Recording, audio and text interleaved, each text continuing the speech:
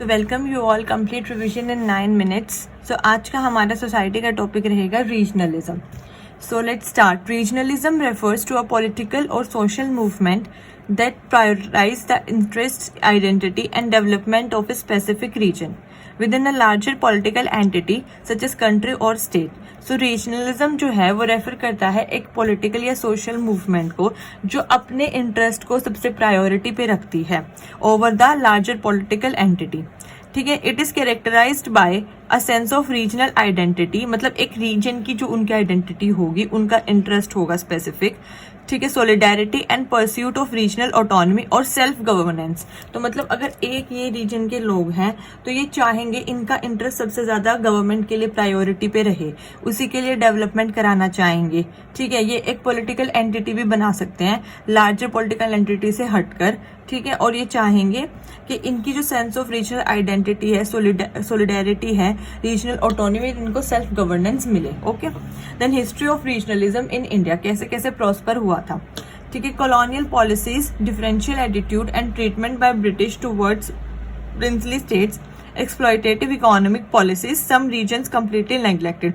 जो ब्रिटिशर्स की colonial policies थी जिनमें वो लोग डिस्क्रिमिनेटरी ट्रीट करते थे, तो हीन भावना का उत्पन्न हो गया एक तरह की रीजनल आइडेंटिटी में। ठीक है। क्योंकि उन्हें लगा उनकी इकोनॉमिक पॉलिसीज का हनन हो रहा है या एक्सप्लॉयटेशन हो रहा है। ठीक है। सो सम रीजन्स कम्प्लीटली नेग्लेक्टेड हो गए। सो दैट इज वाई उनमें ऐसी फीलिंग आने लग गई रीजनलिज्म की कि हम अपने एरिया को खुद ही मूवमेंट करके, प्रचार करके डेवलप कर लेते हैं। देन द्रविडियन एंड नॉन ब्राह्मण मूवमेंट, इसमें क्या था, 1940 में ये स्टार्ट हुई थी तमिलनाडु में। और यहाँ पर भी वो जो लोग थे वो अगेंस्ट ब्राह्मण्स थे और वो चाहते थे कि उनका रीजन डेवलप हो, क्योंकि वो मानते थे जैसे INC है या एनी बेसेंट की ऑर्गेनाइजेशन से, ये ब्राह्मण्स के लिए है। ठीक है। इनके लिए नहीं है। जैसे होम रूल लीग मूवमेंट है। सो जो नॉन ब्राह्मण्स थे वो इनके ऑपोजिट थे और वो चाहते थे कि उनके प्रॉस्पर के लिए, रीजन के लिए अलग मूवमेंट्स वो लोग लॉन्च करें। Then demand for Andhra in 1954, revolt for separate state हुई, जिसमें से तेलुगु स्पीकिंग लोग अलग उन्होंने अपनी स्टेट बना ली बाय मिस्टर पोटी सीतारामल्लू। ठीक है। By mister Potti Sriramulu. Then states reorganisation committee head by Fazal Ali. इसमें क्या था, रीऑर्गेनाइजिंग ऑन लिंग्विस्टिक बेस के ऊपर, लिंग्विस्टिक बेस पे जो हमारी स्टेट्स बनी थी इनिशियली 14 अराउंड 1955 में। देन नॉर्थ ईस्टर्न स्टेट्स हमारी रीऑर्गेनाइजेशन एक्ट 1971 का। इसमें एग्जांपल दे देना, मणिपुर, त्रिपुरा, मेघालय, जो बाद में जिनको फुल स्टेटहुड मिला था, इनिशियली नहीं मिला था। सो ये कुछ हमारे हिस्टोरिकल एग्जाम्पल्स हैं जिनके बेस पे रीजनलिज्म स्प्रेड हुआ है। कॉलोनियल पॉलिसीज हो गई, नॉन ब्राह्मण मूवमेंट है, डिमांड जैसे आंध्रा का है या रीऑर्गेनाइजेशन कमेटी है, या नॉर्थ ईस्टर्न स्टेट्स बन गई हमारी। ठीक है। देन हमारे है फिर रीजनल डेप्रीवेशन इन 2005। उसमें क्या हुआ था, 3 नई स्टेट बनी थी, छत्तीसगढ़, झारखंड एंड उत्तराखंड। ठीक है। अब हम देखते हैं फॉर्म्स ऑफ रीजनलिज्म किस किस तरीके से हो सकता है। सबसे पहले सेसेशनिज्म, इसमें होता है it involves militant and fundamentalist groups want separation from India. ये चाहते हैं इनका इंडिया से ही सेपरेशन हो जाए। वो फंडामेंटलिस्ट ग्रुप रहेंगे या मिलिटेंट फॉर्म्स रहेंगी, जैसे कि Isak Muivah nationalist socialist council of Nagaland है, the Islamic fundamentalist group in JNK है।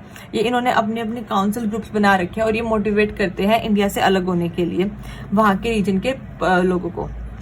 Then separatism, demand for separate statehood. अब इनको इंडिया में तो रहना है लेकिन इनको अलग से अपनी रिकॉग्निशन, आइडेंटिटी चाहिए अपने रीजन की। तो ये इसलिए रीजनलिज्म करते हैं क्योंकि कहते हैं इनका एरिया ज्यादा डेवलप नहीं है।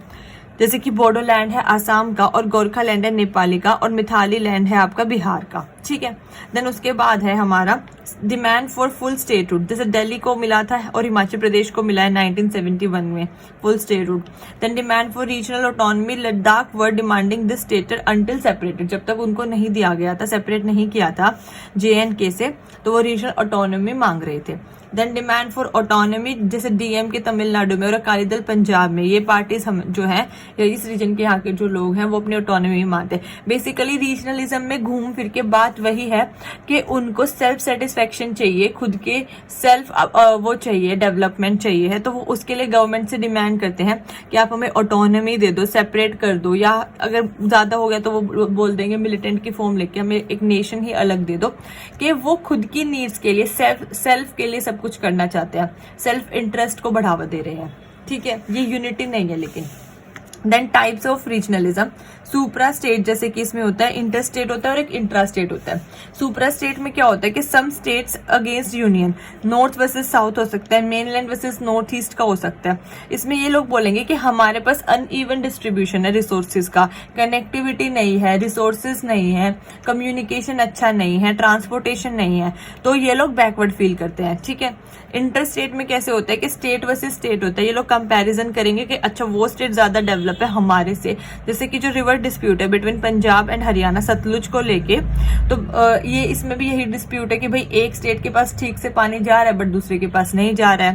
Then Karnataka versus Tamil Nadu on Kaveri river, rivers पे और इंटर स्टेट की बॉर्डर डिस्प्यूट्स इसीलिए तो होते हैं। देन ये बॉर्डर डिस्प्यूट आ गया। Claim over area Karnataka versus Maharashtra Belgaum के ऊपर के ये हमारा है। देन इसमें थर्ड है हमारा intra state type of regionalism. इसमें होता है undeveloped areas with in the state, state के अंदर ही जो अनडेवलप्ड एरियाज हो जाते हैं, जैसे विदर्भा रीजन है महाराष्ट्र का, वो डेवलप्ड नहीं है। ठीक है, बोडोलैंड है असम का, तभी वहां पे ये लोग मूवमेंट कर रहे हैं और सेपरेटिज्म मांग रहे हैं। कोस्टल रीजन हो गए उड़ीसा के, कुछ एरियाज कोस्टल रीजन के वहां के डेवलप नहीं है। ठीक है, इसके बाद हमारे आते हैं रीजन्स ऑफ रीजनलिज्म। अब इसमें सबसे पहले ज्योग्राफिकल रीजन है कि लिंग्विस्टिक डिस्ट्रीब्यूशन के बेस पे, क्योंकि मतलब कहीं का टेरेन कुछ है कहीं का कुछ है, तो नेविगेशन इजी नहीं हो पाता है, ट्रांसपोर्टेशन इजी नहीं हो पाता है। सो एक वो रीजन हो गया, जहां इजी होता है वहां पे वो एरिया डेवलप हो जाता है, और जहां नहीं होता फिर वही रीजनलिज्म की फीलिंग आती है वहां पे। देन रीजनल टोपोग्राफी, ठीक है, जैसे उत्तराखंड और यूपी की है। देन क्लाइमेटिक डिपेंडेंसी, मानसून के ऊपर भी बहुत कुछ डिपेंड करता है। देन हिस्टोरिकल फैक्टर, कैसे एंशियंट इंडिया में Chola and Pandya and Satavahana of Andhra rule different region, हर रीजन को अलग अलग किंग ने रूल किया था, तो सबने अपने अकॉर्डिंग डेवलपमेंट की हिस्टोरिकल फैक्ट्स के अकॉर्डिंग। देन मेडिवियल में शिवाजी जो थे महाराष्ट्र पर रूल करते थे, और महाराणा प्रताप जी थे एक, वो भी एक राजस्थान वाले एरिया पर रूल करते थे।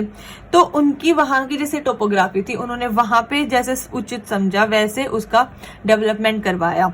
ठीक है, लेकिन आज के टाइम पे फिर लोगों को ये रहता है कि वहां का एरिया ज्यादा डेवलप है, बट बीइंग हिस्ट्री से ही वो ज्यादा डेवलप है ना। तो अभी आप अगर एक अनडेवलप्ड एरिया को, बिल्कुल ही बंजर को डेवलप में चेंज करने का ट्राई करोगे तो टाइम तो लगेगा ही। देन फिर कल्चरल हेरिटेज है, जैसे कि यहाँ पे फोकलोर है, मतलब आपकी जो बिलराज मूवमेंट्स हुई थी या फिर द्रविडन नाडु मूवमेंट्स हुई थी बेस्ड ऑन आर्यन इन्वेजन्स, वो इसीलिए ही हुई थी, मतलब वो भी यही डिपिक्ट करती है कि शुरू से ही थोड़ा बहुत उनके अंदर रीजनलिज्म था। देन ब्रिटिश इंडिया की जो कार्नेटिक वॉर्स है वो भी इसलिए हुई थी, सब अपने अपने रीजन के लिए फाइट कर रहे थे। इनफैक्ट मेरे अकॉर्डिंग तो इसमें जो रिवोल्ट ऑफ 1857 है उसमें भी सब लोग अपने रीजन के लिए लड़ रहे थे, जैसे कि झांसी की रानी जो थी वो अपने इंटरेस्ट के लिए लड़ रही थी ना। ठीक है, उसमें यूनिटी नहीं थी। सो आप बेसिकली अगर एक फैक्टर उसको कंसिडर करो, मतलब मेजर नहीं बट साइड फैक्टर के, सब उसमें अपने रीजन के सेल्फ इंटरेस्ट को प्रमोट करने के लिए या बचाने के लिए लड़ रहे थे, तो हम वो भी इसमें अच्छा मेंशन कर सकते हैं। Then cultural and religious factors, इसमें सबसे पहले लिंग्विस्टिक असर्शन, इसमें इसका एग्जाम्पल है कि सेपरेट स्टेट मूवमेंट होती है जो आंध्रा में हुई थी लैंग्वेज के बेसिस पे, तो वो इसका कल्चरल फैक्टर का लुक दे देगा। देन एथनिक असर्शन, इसमें है कि जो बोडोलैंड मूवमेंट है असम की, वो नागाज ऑफ नागालैंड है वो लोग, उनका ethnic assertion. Then cultural domination के protest against Hindi in Bengaluru metro case 2017 के, मतलब इनको जो लैंग्वेज अच्छे से नहीं आते तो इनको लगता है इनके ऊपर दूसरी लैंग्वेज डोमिनेट की जा रही है, उस चीज के अगेंस्ट प्रोटेस्ट करना। देन कल्चरल इम्पोजिशन के बोडोलैंड और आसामीज इन बंगाली डोमिनेंस के, मतलब जो जहाँ के लोग डोमिनेंट होते हैं जहाँ की पॉपुलेशन में, वो लोग अपना कल्चर अपनी एथनिसिटी जो है वो डालना चाहते हैं। देन इकोनॉमिक फैक्टर देख लेते हैं हम इसके, इसमें है कि सन ऑफ द सॉइल थ्योरी, मतलब हेरेसमेंट, जैसे बिहारी कोई माइग्रेंट अगर वो महाराष्ट्र में चला जाता है तो उसके साथ हेरेसमेंट होगी वहां पे कंपैरेटिवली अगर एक पर्सन महाराष्ट्र का ही है। ठीक है, क्योंकि वो जो बिहारी पीपल है वो वहां का उस सॉइल का नहीं है, तो इस थ्योरी का नाम है son of the soil theory. Then development deficit, इसमें डिमांड ऑफ विदर्भा रीजन या सौराष्ट्र रीजन। ठीक है, demographic imbalance, Assam agitation against immigrants जो वहां पे आए थे राइट के लिए, इसलिए वहां पे सिटीजनशिप का भी इतना इशू चल रहा है उस साइड नॉर्थ ईस्ट में। देन रीजनल इम्बैलेंस और इंटरनल कॉलोनाइजेशन का एग्जांपल है छोटा नागपुर प्लेटू, क्योंकि ये भी थोड़ा यहाँ पे मिनरल्स है लेकिन अंडर डेवलप्ड है, that is why economic region है। देन पॉलिटिकल रीजंस में क्या आ जाएगा, डिमांड ऑफ रीजनल ऑटोनॉमी, जैसे अकाली दल मूवमेंट है। Then taking advantage of relative deprivation to strengthen vote bank, ठीक है, अपने रिलेटिव डेप्रिवेशन का एडवांटेज उठाना और फिर वहाँ के लोगों को बोलना हम आपका डेवलप करेंगे क्योंकि आप हमें वोट दे दो, तो ये गलत है। आप डेवलपमेंट करो लेकिन आप वोट मत मांगो उसके बेस में, ठीक है। स्व इच्छा से डेवलपमेंट करो। इंटरस्टेट डिस्प्यूट, जैसे कावेरी डिस्प्यूट है कर्नाटक और तमिलनाडु में, तो अगर आप पॉलिटिकल पावर में जाके बोलते हो कि हाँ आप हमें वोट दो, हमें डिस्प्यूट सॉल्व करेंगे, दैट इज रॉन्ग। आप उसके बेस पे वोट मत मांगो। आप बोलो हम डिस्प्यूट सॉल्व करेंगे क्योंकि हमारा काम है, we have to serve the nation, इसलिए हम करेंगे and we want to serve the nation. Then social में हम लिख सकते हैं कि सोशल डोमिनेंस है, कि जैसे कि नॉन ब्राह्मण मूवमेंट है तमिलनाडु में, लेड टू द्रविडिया मूवमेंट। इसका अब इम्पैक्ट क्या होता है, पॉजिटिव एंड नेगेटिव, हमें दोनों ही इम्पैक्ट बताने होते हैं। पॉजिटिव नेशन बिल्डिंग में हेल्प करता है, ठीक है, क्योंकि अगर एक पर्टिकुलर जगह के लोग अपनी डेवलपमेंट की बात कर रहे हैं तो बोल तो वो अच्छा ही रहे हैं ताकि डेवलपमेंट हो जाए, लेकिन उनका तरीका गलत है। सो नेगेटिव में साइकिक फिनोमिना है कि concept of development of one's region without taking consideration interest of the other regions, कि आप एक ही डेवलपमेंट को तो कंसिडर कर रहे हो, ठीक है, लेकिन आप दूसरे रीजन की डेवलपमेंट कंसिडर नहीं कर रहे हो, सो दैट इज रॉन्ग ना। तो आपको अगर डेवलपमेंट करनी ही है तो आप पूरे उसकी डेवलपमेंट करो। ये थोड़ी होता है कि आप सिर्फ अपने इंटरेस्ट के लिए बात कर रहे हो। अब बोलो कि सब एरिया को डेवलपमेंट की जरूरत है, सबकी करो।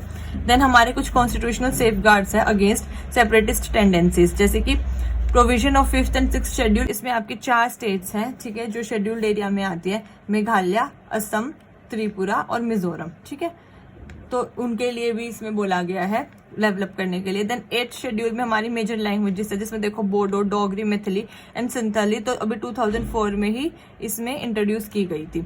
तो वह इसलिए तो की गई ताकि लैंग्वेज के बेस पे क्लैश ना हो और उनको भी अपनापन फील हो, कनेक्टेड फील हो हमारे साथ। देन एस्पिरेशनल डिस्ट्रिक्ट प्रोग्राम्स चलते हैं, ADP। देन ये कोटेशन मुझे मिली थी, आप लोग इससे एंड कर सकते हो अपने आंसर को। Regionalism is the vibrant tapestry woven by the threads of diverse cultures. Each region is a unique masterpiece, showcasing its distinct traditions, languages, and arts. It should be embraced rather than acting as a divisive force. So अगर different regions भी हैं लेकिन वो अपने आप में ही संपूर्ण है, डाइवर्स है कल्चर में, और इसका एक यूनिक आइडेंटिटी मास्टरपीस है, तो हमें उसके बेस पे हमें एम्ब्रेस करना चाहिए कि रेदर देन हम एक डिविसिव फोर्स की तरह एक्ट करें। मतलब हमें बेसिकली यूनिटी इन डाइवर्सिटी के बेस में रहना चाहिए, इसी को प्रमोट करना चाहिए कि India is a very good nation and it promotes unity in diversity, rather than कि हम रीजनलिज्म के बेस पे लड़े या अलग अलग होके रहें। सो आज के लिए इतना ही, कल हम करेंगे अपना टॉपिक पॉवर्टी। सो अगर आपको वीडियो पसंद आई हो तो please like, share and subscribe the channel. Thank you so much. जय हिंद।